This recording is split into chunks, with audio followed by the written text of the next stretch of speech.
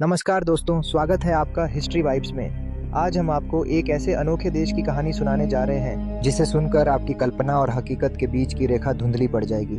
जी हाँ दोस्तों, ये वो देश है जहाँ न बेरोजगारी है न गरीबी। एक ऐसा देश जहाँ किसी को भूखा सोना नहीं पड़ता, जहाँ हर नागरिक को उसका हक मिलता है, वो भी बिना किसी संघर्ष के।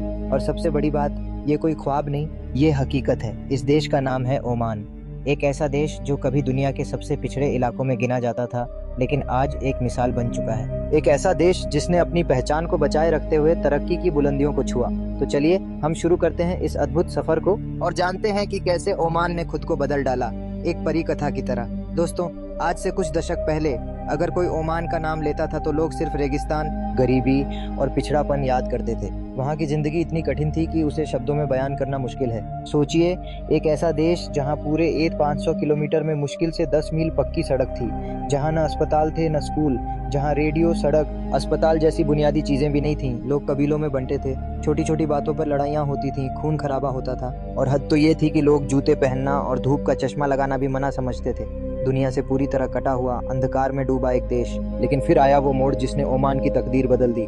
साल 1970, सत्ता संभाली सुल्तान काबूस बिन सईद ने। ये वही काबूस थे जिन्होंने इंग्लैंड में पढ़ाई की थी, आधुनिकता को करीब से देखा था और अपने दिल में ये ठान रखा था कि एक दिन अपने देश को बदल कर रहेंगे। जब काबूस सत्ता में आए तो उन्होंने सबसे पहले उस जड़ता को तोड़ा जिसमें ओमान जकड़ा हुआ था। उन्होंने अपने पिता के बनाए पुराने और सख्त कानूनों को खत्म किया, भ्रष्टाचार को जड़ से उखाड़ा, तेल से मिलने वाली हर कमाई को सीधे जनता की भलाई में लगाया। और यहीं से शुरू हुई ओमान की परिकथा। दोस्तों, सुल्तान काबूस सिर्फ शासक नहीं थे, वो अपने लोगों के लिए एक रहनुमा थे। उन्होंने हर उस चीज पर काम किया जो ओमान को आगे ले जा सकती थी। देश में सड़कों का जाल बिछाया गया, स्कूल खुले, अस्पताल बने और सबसे बड़ी बात, हर नागरिक को उसकी इज्जत और उसका हक मिला। आज ओमान में हर नागरिक को घर बनाने के लिए जमीन मिलती है, चाहे वो पुरुष हो या महिला।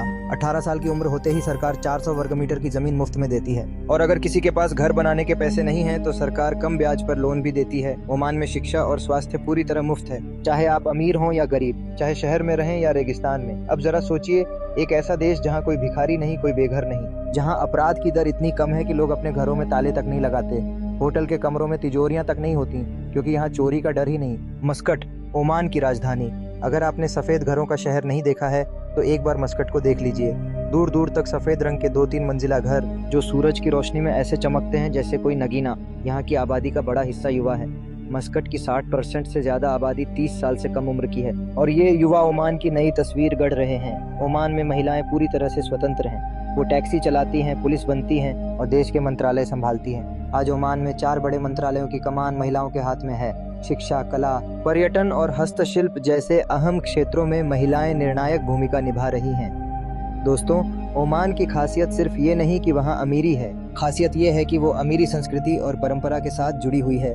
ओमान ने यूएई या कतर की तरह अपनी पहचान को खोकर गगनचुंबी इमारतों का बोझ नहीं उठाया। ओमान की पहचान उसकी सादगी, उसके लोगों की मुस्कुराहट और वहाँ की शांति में छुपी है। यहाँ नशे पर पूरी तरह पाबंदी है। शराब सिर्फ कुछ शर्तों पर ईसाई नागरिकों को मिल सकती है, वो भी उनकी तनख्वाह का 10% हिस्सा ही शराब खरीदने पर खर्च हो सकता है। देश में सिर्फ 4 दुकानें हैं जहाँ शराब मिलती है और होटल या रेस्तरां में भी कीमतें ऐसी नहीं कि लोग बेहिसाब पिएं। और दोस्तों, यही वजह है कि ओमान में आप सड़कों पर खाली बोतलें, नशे में धुत लोग या झगड़े नहीं देखेंगे। वहाँ सिर्फ शांति है, एक सुखद माहौल है। लेकिन क्या ओमान की ये खुशहाली हमेशा रहेगी? ये सवाल कई बार उठता है, क्योंकि सच्चाई ये है कि ओमान के तेल भंडार बहुत बड़े नहीं हैं। विशेषज्ञों के मुताबिक 2030 तक वहाँ का तेल खत्म हो सकता है। लेकिन सुल्तान काबूस ने इस बारे में बहुत पहले से सोचा। उन्होंने ओमान 2020 विजन शुरू किया, एक योजना जो देश को तेल की निर्भरता से बाहर निकालने के लिए बनी थी। अब ओमान अपनी अर्थव्यवस्था को गैस, पर्यटन, मत्स्य पालन और दूसरे क्षेत्रों में मजबूत कर रहा है। ओमान का सबसे बड़ा खजाना अब उसकी कुदरती खूबसूरती और वहाँ की शांति है।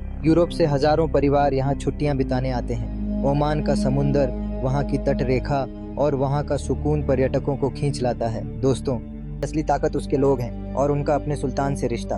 वहाँ हर दुकान में, हर गाड़ी में, हर घर में सुल्तान की तस्वीर मिलती है। उनकी शान में गीत गाए जाते हैं, उनकी तस्वीर वाले स्कार्फ और स्टिकर बिकते हैं। ये रिश्ता सिर्फ शासक और जनता का नहीं है, ये एक परिवार जैसा रिश्ता है। और यही ओमान की परिकथा की असली कहानी है। तो दोस्तों, अगर ये कहानी आपके दिल को छू गई हो, अगर ओमान की ये मिसाल आपको इंस्पायर कर गई हो, तो इस वीडियो को लाइक करें और हिस्ट्री वाइब्स को सब्सक्राइब करना न भूलें।